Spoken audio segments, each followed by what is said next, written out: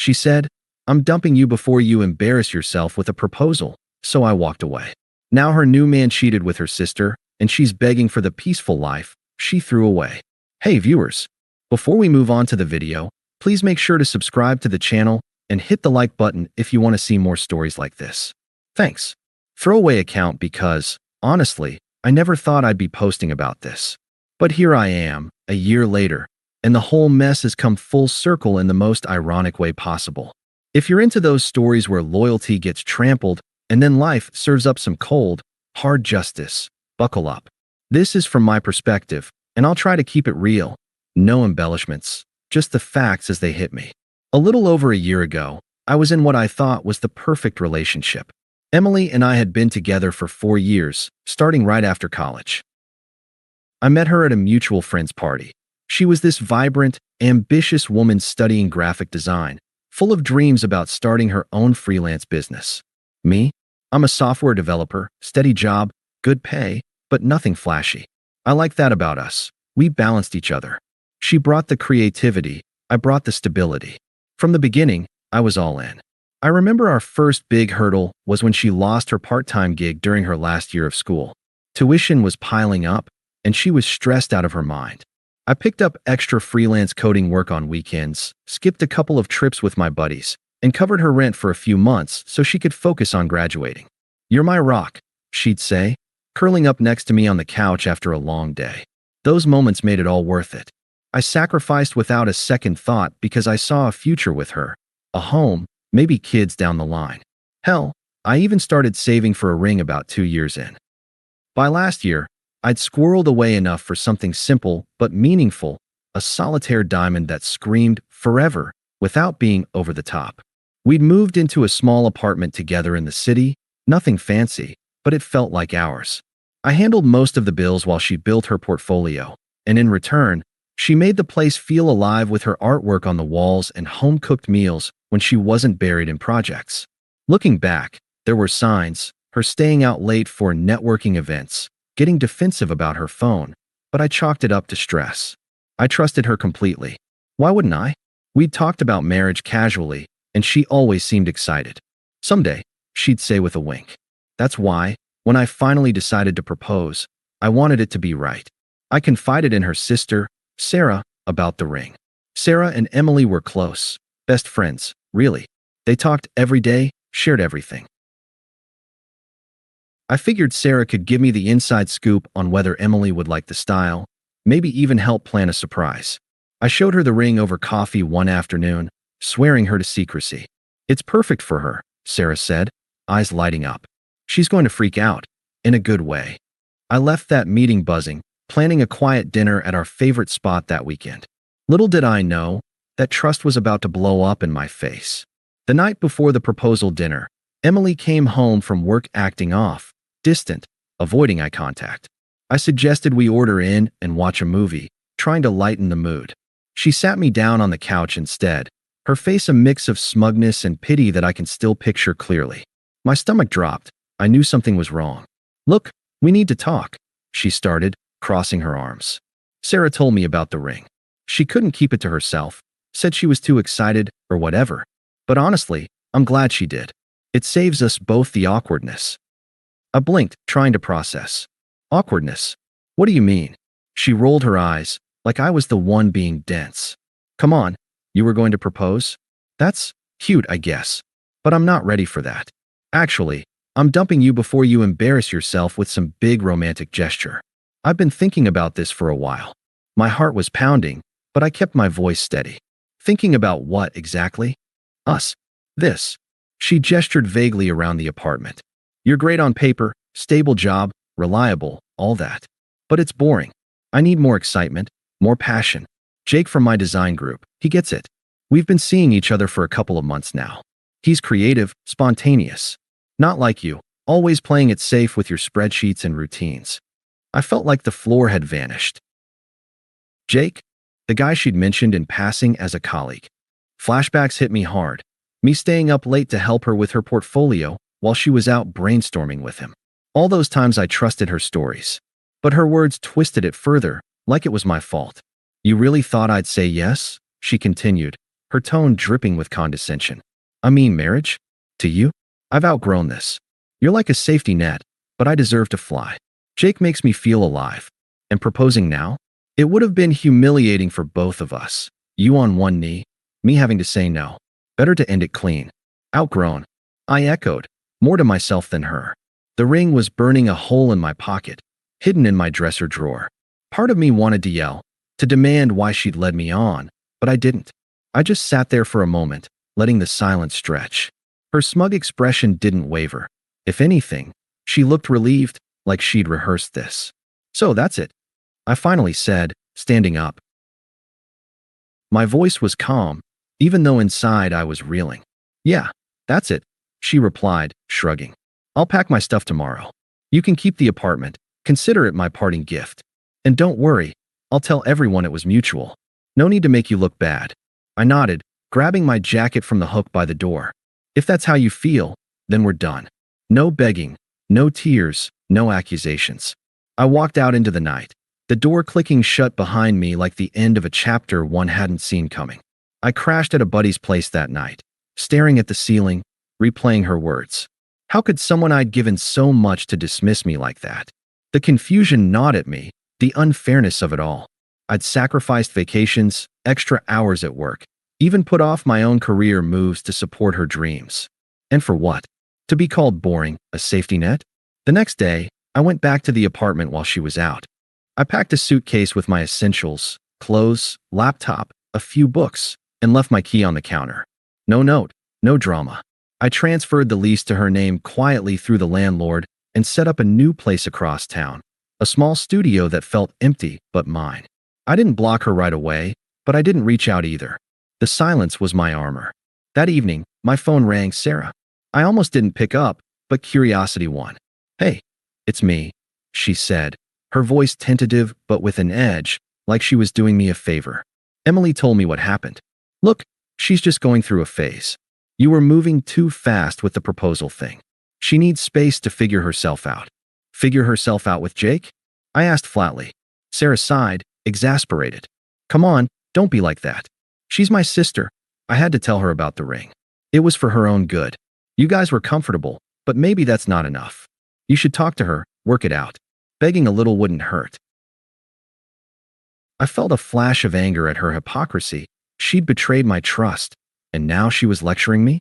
But I kept it cool. Thanks for the advice, Sarah. And thanks for the heads up on the ring. I hung up before she could respond, then muted notifications from both of them. Her call just confirmed what I was starting to realize. The whole family had a toxic streak, always twisting things to suit their narrative. In the weeks that followed, the betrayal sat heavy.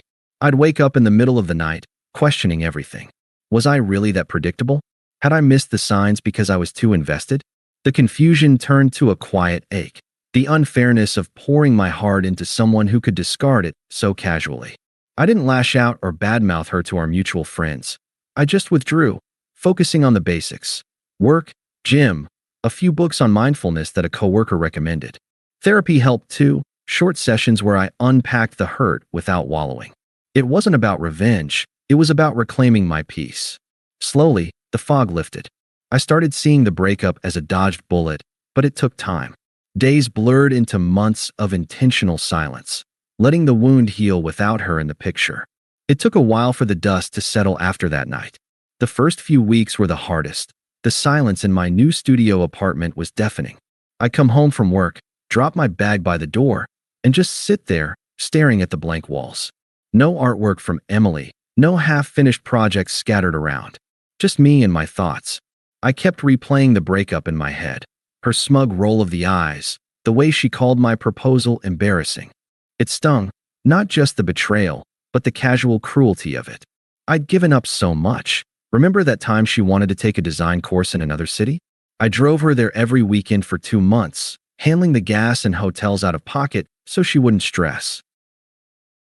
And now, I was the one left picking up the pieces. Confusion hit me like waves.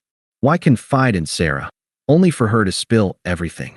Was the whole family in on some joke I didn't get? The unfairness gnawed at me during long runs in the park or late-night coding sessions. I wasn't angry in an explosive way. It was more a quiet frustration, like realizing you'd been playing a game where the rules were rigged against you. Mutual friends reached out at first, awkward texts like, "Heard about you and Emily. Sorry, man." I kept responses short. "Thanks, moving on." I didn't trash her, that wasn't my style. Instead, I threw myself into self-improvement. Signed up for a gym membership, started hiking on weekends. Things I'd put off because they didn't fit our couple routine. Therapy was a game changer. A neutral guy I saw bi-weekly helped me unpack the vulnerability without turning bitter. "You're allowed to feel discarded," he'd say, "but don't let it define you." Months ticked by in that intentional quiet. I got a promotion at work, lead developer on a new project, which meant more responsibility, but also a sense of control I hadn't felt in years. I even started dating casually. Nothing serious, just coffee meetups to remind myself I wasn't boring. The ache faded, replaced by clarity. Emily's betrayal wasn't about me. It was her chasing some illusion of excitement. I stopped checking social media altogether, unfollowing everyone tied to her circle. The silence became my strength, a deliberate choice to detach and rebuild. About 3 months in, the first real attempt at contact came. My phone buzzed with a text from Emily. "Hey, stranger. Been thinking about us lately. Can we grab coffee? I miss our deep talks. No pressure, just catching up." I stared at the screen for a minute, feeling a mix of annoyance and indifference. Part of me wondered if she was already regretting Jake, but I didn't bite. No response. A day later, another. "Come on, don't be like that. We were friends first, right? Let's not end on a bad note." Still nothing from me. Then the calls started. Voicemails at first, her voice casual, but with an undercurrent of need. "Hey, it's me. Sarah said you sounded okay when she called you, but I wanted to check in myself. Things with Jake are fine, but I miss the stability we had. Call me back." Stability? The word made me chuckle bitterly to myself. That's what she'd mocked as boring. I deleted the message without replying. That's when her friends got involved, toxic echoes of her entitlement. One evening, a message from our mutual acquaintance, Lisa. "Emily's been asking about you. She's going through stuff. Be a man and talk to her. Ghosting is immature." Immature? After she'd dumped me to avoid awkwardness? I responded curtly, "Not interested. Please don't contact me about this." Blocked Lisa after that. Then Sarah chimed in again, this time via email, because I'd blocked her number. "You need to man up and give Emily closure. She's hurting too. You know, Jake's not perfect, but neither were you. Family sticks together. Help her sort this out." Her words revealed the hypocrisy. They'd twisted my trust, and now I owed them. I archived the email without a word. Emily's attempts ramped up, more texts, escalating from casual to pleading. "Please, just one conversation. I think I made a mistake rushing things with Jake." I stayed silent, focusing on my own life. The confusion from those early days had evolved. Now, her outreach felt like noise, irrelevant to the peace I'd carved out. I wasn't sitting around waiting for karma. I was too busy living. Around the 6-month mark, I started hearing whispers through the grapevine. Mutual connections who hadn't picked sides. Emily and Jake had moved in together quickly, all lovey-dovey on social media from what I gathered secondhand. But cracks were showing. Apparently, Jake wasn't the spontaneous creative she'd painted. He was flaky, jumping from gig to gig, leaving her to cover most bills. Then the bomb dropped. Word got around that Jake had been seeing someone else on the side. Not just anyone, Sarah, Emily's own sister. It unfolded like a bad soap opera, but from afar, it felt eerily fitting. Sarah, the one who'd betrayed my secret about the ring, had apparently bonded with Jake over design critiques during Emily's events. One thing led to another, and boom, family dinners turned into screaming matches. Their parents got involved, siding with no one, and the whole unit imploded. Emily was left isolated, crashing on a friend's couch after Jake kicked her out. She lost a big freelance client amid the drama, too distracted to meet deadlines, and suddenly, she was scrambling financially. Mutual friends stopped defending her once the truth spread. Turns out, cheating with family doesn't win sympathy points. Her attempts at reconciliation went from sporadic to desperate. Texts flooded in. "I need to talk. Jake cheated. With Sarah, of all people. My world's falling apart. Please, you're the only one who gets me." No response from me. Then calls, voicemails laced with tears. "How could this happen? Sarah betrayed me. Just like, well, I know I hurt you, but this is worse. I miss what we had. The peace, the reliability. Can we meet? Peace. The life she'd thrown away. I listened once, then deleted. Her family piled on, toxic as ever. An unpleasant call from their mom. Emily's a mess because of you walking away like that. Families fix things. Come over and talk sense into her. I hung up mid-sentence. Emily's desperation peaked in a late-night phone call I actually answered. Curiosity, maybe, or just to end it. She picked up immediately, voice shaky. Thank God you answered. Listen, I screwed up big time. Jake was a mistake. He used me, then went for Sarah. They're together now, and my family's shattered. I can't eat, can't sleep. I want the peaceful life we had back. You were always there for me. Please, let's try again. I'll make it right. Her words dripped with hypocrisy, the same twisted logic she'd used to justify leaving me. Now she craved what she'd dismissed. I kept my tone even, detached. Emily, that's not my concern anymore. But it could be, she pressed, desperation turning frantic. I see now, you were the real deal. Jake's unstable, abusive even in his words. I'm alone, broke. Don't you care? No, I said simply. I've moved on. This call changes nothing. She paused, then anger crept in. You're heartless. After everything, you just disappear? Fine, rot in your boring life. You deserve to be alone. I ended the call, blocked her number for good. Her rage showed her true colors, entitled, unrepentant. It didn't faze me.